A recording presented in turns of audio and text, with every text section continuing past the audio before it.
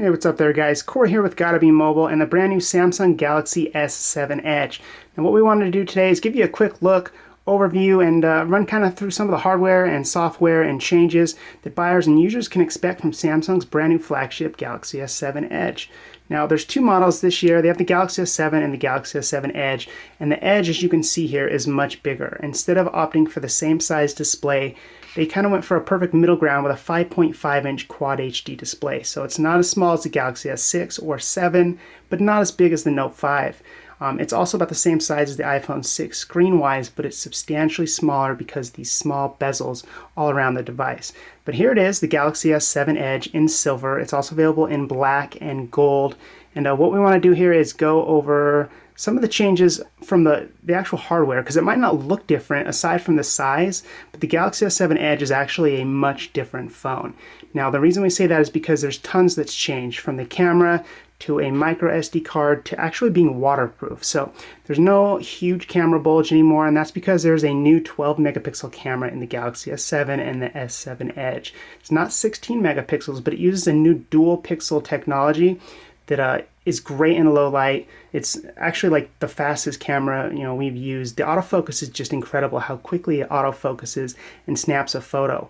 And it works great for fast moving objects. It's got a bigger pixel size, so it's faster in general and just takes stunning great photos. So the new 12 dual pixel camera there with the flash. We have the fingerprint scanner on the bottom again.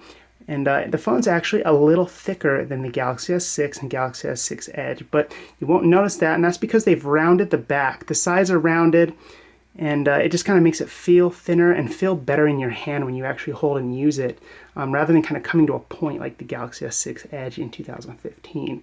So that's kind of one thing it's small, but it's really important. So it's also IP68 dust and waterproof, or water resistant, we should say. So what that means is there's nothing covering the ports, there's no flaps, there's nothing to deal with, but this phone can survive, over 30 minutes in about 5 feet of water. It comes out just fine, which is really impressive for such a flagship premium smartphone to also be, so durable.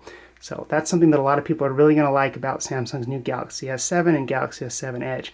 And then, of course, what we mentioned earlier, in the SIM slot here is a micro SD card. Now, there's only a 32 gigabyte option for the Galaxy S7, but you can put up to a 200 gig SD card in there for plenty of storage, your apps, your games, your music, your videos, your photos, you name it. So that's really great as well. We run on Android 6.0.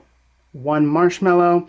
We have a 5.5-inch Quad HD display, a powerful Snapdragon 820 quad-core processor with 4 gigs of RAM, and a 3600 milliamp hour battery. That's the other key feature of the Galaxy S7 Edge.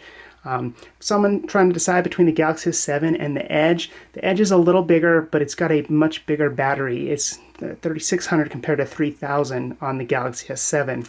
Now, as a comparison, Galaxy S6 last year was only 2550, so it's a much bigger battery, and so far, for us, it's lasting well over 23, 24 hours, a whole day, sometimes 2, with 4 to 5 hours of screen on time. So it's got a really great camera, really great battery life, it's got expandable storage, and it's got a lot to offer here, not to mention that it's basically waterproof or water resistant. So that is the Galaxy S7 Edge. One thing we did want to show you is a lot of people liked the Galaxy S6 Edge last year, but it was just that. It was a pretty screen, it was something to show friends, it was a cool design, and the software wasn't all that kind of convenient or helpful or useful. So, of course, here you swipe over from the side with the Galaxy S7 Edge, and we have this Edge panel with all these kind of other features on the phone. So what you can do here is swipe out, and it's now much more customizable and much more friendly and kind of useful.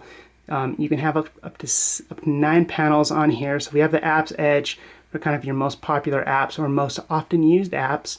And if you swipe in, these are tasks, not apps. So launch a selfie, send a message, compose a tweet. Rather than opening apps, it's actually kind of tasks or actions for an app. And of course, some contacts, some news with Yahoo, and a couple other things with a compass or a ruler, and you name it. So the new Galaxy S7 Edge now has a bigger task in the app tray there for that kind of slide out Edge panel. It's more customizable, it's more user friendly. So that's kind of something a lot of people are going to like. Other than that, we can see kind of Samsung's overlay here on top of stock Android 6.01 Marshmallow. It's definitely a little different. It's kind of the first version of Android that Samsung's kind of changed as of late. We don't have those typical dark colors and light lime green colors and kind of grossness. So it's still TouchWiz, but it's much more refined. It's more improved. You know, you can see that nice little animation of all the icons when they kind of expand where they need to go.